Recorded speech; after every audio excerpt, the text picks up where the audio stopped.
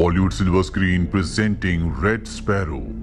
इस कहानी की शुरुआत होती है मॉडर्न रशिया से, जहां पर हमें डोमिनिका नाम की एक लड़की को दिखाया जाता है। डोमिनिका एक बैले डांसर है। दरअसल उसे किसी भी कीमत पर पैसे कमाने होंगे, क्योंकि उसकी मॉम हमेशा बीमार रहती है। उनके इलाज के लिए हमेशा उसे पैसों की जरूरत होती है। और एक दिन जब वो परफॉर्म कर रही होती है तो उसका पार्टनर गलती से उसके पैर के ऊपर पैर रख देता है, जिससे उसके पैर की हड्डी टूट जाती है। और इस एक्सीडेंट के साथ उसका डांसिंग करियर हमेशा के लिए खत्म हो जाता है, जिससे उसे बहुत दुख होता है। उसे नहीं पता कि अब वो पैसे कैसे कमाएगी, अपनी मॉम का इलाज कैसे करवाएगी। कुछ महीने बीत जाते हैं और उसका पैर ठीक हो जाता है। एक दिन उसके अंकल, जिनका नाम इवान होता है, वो उसके पास आते हैं। दरअसल ये रशिया की सीक्रेट एजेंसी में डायरेक्टर हैं। वो डोमिनिका को कहते हैं कि मुझे तुम्हारी मदद की जरूरत है, तुम मेरे साथ काम करो। पर डोमिनिका साफ साफ मना कर देती है। उसके अंकल उसे बताते हैं कि तुम्हारे पैर का एक्सीडेंट हुआ नहीं था, बल्कि जानबूझकर तुम्हारे पैर की हड्डी को तोड़ा गया था, और जिसने ये किया था वो तुम्हारी दोस्त है। उसने ऐसा इसलिए किया ताकि वो डांसिंग में तुम्हारी जगह ले सके। ये सुनकर डोमिनिका को बहुत दुख होता, बहुत गुस्सा आता है, और वो अपनी दोस्त के घर जाती है और उसे बुरी तरह से मारती है। इसके बाद एक बार फिर से वो अपने अंकल इवान से मिलती है और उनसे पूछती है कि मुझे क्या करना होगा। उसके अंकल उसे बताते हैं कि एक बहुत बड़ा गैंगस्टर है, तुम्हें उसे सिड्यूस करके एक होटल के कमरे में लाना होगा, और इसके बाद हमारे एजेंट्स अपना काम कर देंगे। इसके बदले तुम्हारी मॉम के जितने भी मेडिकल के खर्चे हैं वो सब के सब हम उठाएंगे। और अब डोमिनिका उसकी बात मान जाती है। वो उस गैंगस्टर से एक बार में मिलती है जहां पर वो उसे सिड्यूस करती है। इसके बाद वो गैंगस्टर उसे होटल के एक कमरे में ले जाता है, और यहाँ पर इस वक्त तक कोई भी नहीं पहुंचा होता। इसीलिए वो आदमी उसकी जबरदस्ती इज्जत लूट लेता है, जिससे डोमिनिका को बहुत दुख होता है, क्योंकि उसे सिर्फ उस आदमी को सिड्यूस करना था। अब यहाँ पर एजेंट आ जाते हैं और उस गैंगस्टर को मार देते हैं। पर डोमिनिका इस बात से टूट गई है। वो अपने अंकल के पास जाती है और कहती है कि आज के बाद मैं ये काम कभी नहीं करूंगी। उसके अंकल को इस बात से कोई फर्क नहीं पड़ता कि उसकी इज्जत लुट चुकी है। वो कहते हैं कि अब तुम्हें हमारे राज के बारे में पता चल चुका है कि हम किस तरह से काम करते हैं, यानी कि तुम भी अब इस सीक्रेट एजेंसी का एक हिस्सा बन चुकी हो, और अगर तुमने हमारे साथ काम नहीं किया तो तुम्हें मार दिया जाएगा, क्योंकि तुम हमारे सारे राज जान चुकी हो। वहीं दूसरी तरफ हमें मॉस्को में नेट नाम के एक लड़के को दिखाया जाता है, जो कि एक अमेरिकन जासूस है, यानी कि वो CIA का एजेंट है। नेट एक आदमी से मिलता है जिसे वो मार्वल कहकर बुलाता है। दरअसल ये नेट को खबरें देता है और वो उसे कुछ खबर देकर वहां से निकल जाता है, पर तभी वहां पर पुलिस आ जाती है। नेट नहीं चाहता कि उसे खबर देने वाला मार्वल पकड़ा जाए, इसीलिए वो गोलियां चलाता है, जिससे पुलिस का ध्यान उसकी तरफ आकर्षित होता है और मार्वल उस जगह से भाग जाता है। और नेट को पकड़ लिया जाता है और वापस अमेरिका भेज दिया जाता है। और नेट एक बार फिर से रशिया जाना चाहता है, लेकिन उसके जो सीनियर होते हैं वो कहते हैं कि तुम रशिया नहीं बल्कि बुडापेस्ट जाओगे, ताकि तुम एक बार फिर से मार्वल से मिल सको। वहीं दूसरी तरफ हमें रशिया की सीक्रेट एजेंसी के डायरेक्टर इवान को दिखाया जाता है, जो उस वीडियो फुटेज को देख रहा होता है जिसमें नेट मार्वल से मिला था, और उसे देखकर उसे समझ में आ जाता है कि मार्वल एक रशियन सीक्रेट एजेंसी का ही मेंबर है, जो इस वक्त बुडापेस्ट में है। और अब इवान किसी भी कीमत पर उसे मारने के लिए किसी स्पाई को, यानी कि जासूस को भेजना चाहता है। वो डोमिनिका के पास जाता है और उसे कहता है कि तुम्हें बुडापेस्ट जाकर मेरा एक काम करना होगा, और सबसे पहले तुम्हें इसके लिए ट्रेनिंग लेनी होगी। और इसके बाद उसे एक स्पाई स्कूल में भेजा जाता है, जहाँ की ट्रेनिंग बहुत ही खतरनाक, बहुत ही मुश्किल होती है, लेकिन जल्दी वो इस ट्रेनिंग को पूरा कर लेती है। और इसके बाद डोमिनिका को बुडापेस्ट के लिए रवाना कर दिया जाता है, जहाँ पहुंचने के बाद सबसे पहले उसे नेट का विश्वास जीतना होगा, ताकि उसके जरिए वो किसी भी कीमत पर मार्वल तक पहुंच सके। दरअसल मार्वल का चेहरा कोई भी नहीं जानता, किसी को नहीं पता कि वो कैसा दिखता है। सिर्फ नेट ही एक तरीका है जिसके जरिए मार्वल तक पहुंचा जा सकता है। और अब डोमिनिका बुडापेस्ट पहुंच जाती है, जहां पर वो अपनी एक साथी एजेंट के साथ रहती है। साथ ही अब वो नेट का पीछा करना शुरू कर देती है। वो उस स्विमिंग क्लब को भी ज्वाइन कर लेती है, जहां पर नेट रोज आता है। डोमिनिका बार बार उसके सामने से जानबूझकर निकलती है ताकि वो उसे देखे। डोमिनिका बहुत ही सुंदर है, इसीलिए नेट भी उसे देखना शुरू कर देता है और एक दिन जब वो सड़क पर उसके कम अक्रॉस होती है तो वो उससे बात करता है। नेट को कहीं न कहीं डोमिनिका के ऊपर शक है। डोमिनिका जब अगले दिन स्विमिंग क्लब जाती है तो देखती है कि वहाँ पर उसका आईडी कार्ड नहीं है। दरअसल नेट उसका आईडी कार्ड निकाल कर अपने साथ ले गया होता है और अब उसे पता चल जाता है कि वो एक रशियन स्पाई है, लेकिन फिर भी वो बार बार उससे मिलता है। हालांकि अब उसे पता है कि डोमिनिका उससे बार बार इसीलिए मिलती है ताकि वो मार्वल के बारे में इंफॉर्मेशन निकाल सके। वही डोमिनिका जब एक दिन अपने घर पर जाती है तो उसकी जो उसके साथ फ्लैटमेट होती है, जो खुद भी एक स्पाई है, वो घर पर नहीं होती और जब वो घर की तलाशी लेती है तो उसे पता चलता है कि उसकी जो साथी है वो किसी अमेरिकन स्पाई से मिलने वाली है जिसे वो कुछ इन्फॉर्मेशन देगी और उस इन्फॉर्मेशन के बदले उसे पैसे मिलेंगे। डोमिनिका समझ जाती है कि उसे भी उसी की तरह एक मिशन दिया गया है। अब डोमिनिका अपने काम को पूरा नहीं कर पाती, उसे मार्वल के बारे में कुछ भी पता नहीं लगता। इसीलिए इवान यहाँ पर आता और उससे पूछता है कि तुम्हारा काम इतना स्लो क्यों चल रहा है, अगर ऐसे चलता रहा तो तुम्हें मार दिया जाएगा। वो कह देती कि मेरे काम स्लो चलने का कारण ये है कि मैं अपने साथी एजेंट के साथ उसके मिशन पर काम कर रही हूँ। ये सुनने के बाद इवान को बहुत गुस्सा आता है। वो कहता है कि तुम्हें अपने काम पर ध्यान देना चाहिए।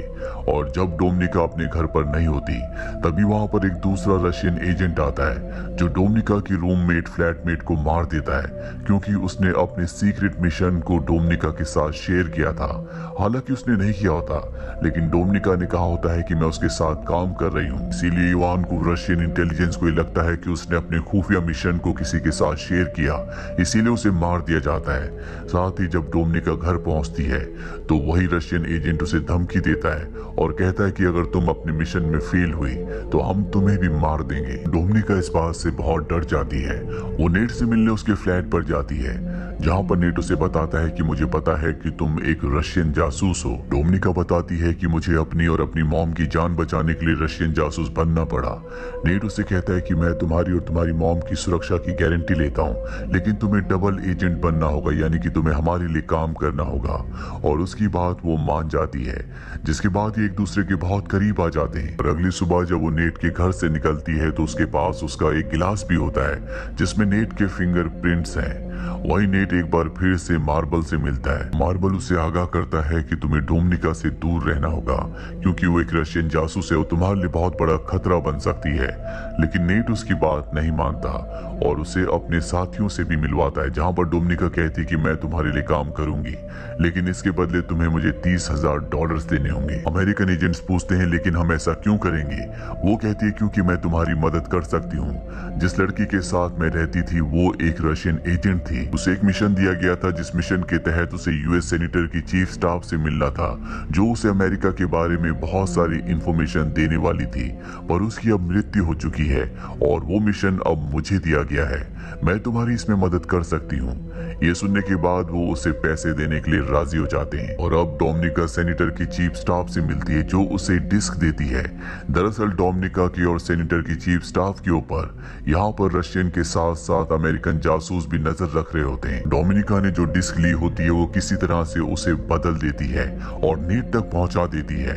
अमेरिका सेनेटर की चीफ स्टाफ जब बाहर जाती है तो उसे चारों तरफ से घेर लिया जाता है। ये सब के सब अमेरिकन जासूस हैं। उसे समझ में आ जाता है कि उसका खेल खत्म हो चुका है। वो भागने की कोशिश करती है लेकिन वो चारों तरफ से घिरी हुई है और तभी उसका एक्सीडेंट हो जाता है जिसमें उसकी मृत्यु हो जाती है। उसकी मृत्यु से रशियन को बहुत बड़ा झटका लगता है क्योंकि वो उनके लिए काम करती थी, उन्हें इंफॉर्मेशन दिया करती थी। और अब इवान को डोमिनिका और उसके सीनियर पर शक हो जाता है क्योंकि इस मीटिंग के बारे में डोमिनिका और उसके सीनियर को पता था।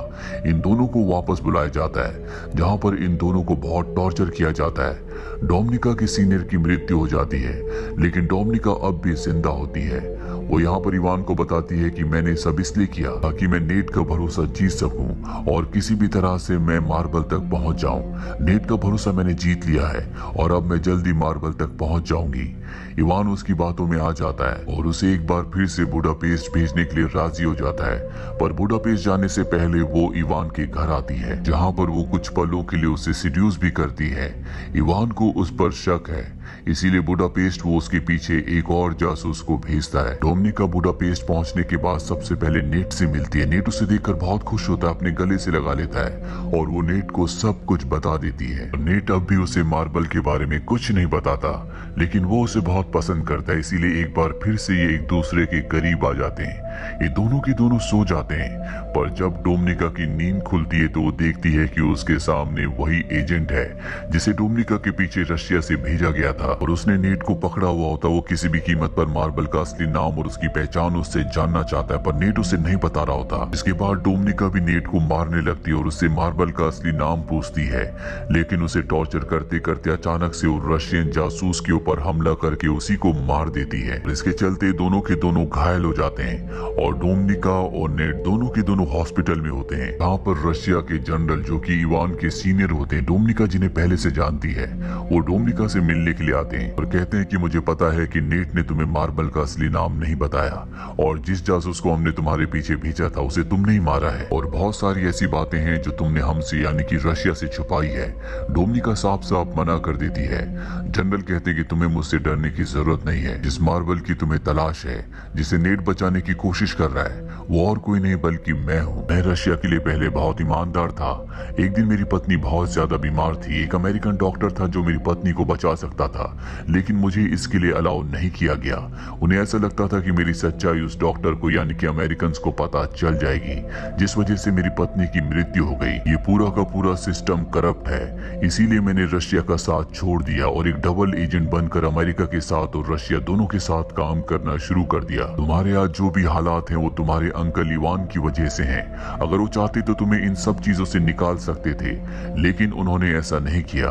तुम मेरी सच्चाई रशिया की खुफिया एजेंसी को बता सकती हो, जिससे मैं पकड़ा जाऊंगा और तुम एक नेशनल हीरो बन जाओगी और उसके बाद तुम मेरी तरह अमेरिका के साथ और रशिया के साथ दोनों के साथ एजेंट बनकर काम कर सकती हो और रशिया की करप्ट एजेंसी को खत्म करवा सकती हो। दरअसल जर्नल ने उसे सब कुछ इसलिए बताया होता है क्योंकि उन्हें पूरा विश्वास होता है कि जल्दी वो पकड़े जाएंगे और वो नहीं चाहते कि उनकी जिंदगी वेस्ट जाए। वो चाहते हैं कि डोमिनिका उन्हें पकड़वाए, जिसके बाद डोमिनिका उनकी जगह ले ले और अब डोमिनिका रशियन एजेंसी के पास जाती है, जहाँ पर वो उन्हें मार्बल की सच्चाई, उसका नाम और सब कुछ बता देती है।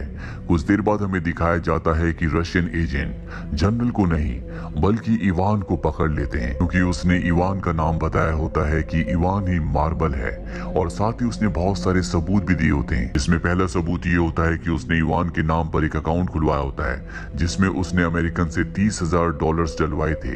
साथ ही जब वो इवान के घर पर गई थी तो वो गिलास जो नेट के घर से लाई थी जिसमें नेट के फिंगरप्रिंट्स थे, वो उसने अपने अंकल इवान के घर पर छोड़ दिया था, जिससे ये साबित होता है कि इवान और नेट आपस में मिले हुए हैं। दरअसल वो शुरू से ही इवान को इस जाल में फंसा रही थी जो पूरी तरह से उसके जाल में फंस चुका है। वो चाहकर भी अपनी बेगुनाही साबित नहीं कर सकता।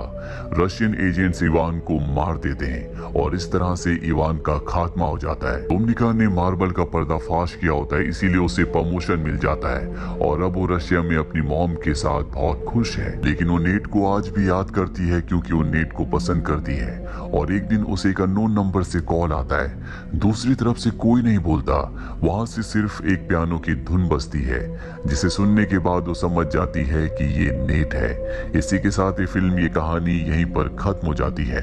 उम्मीद करते हैं कि ये कहानी आपको पसंद आई होगी।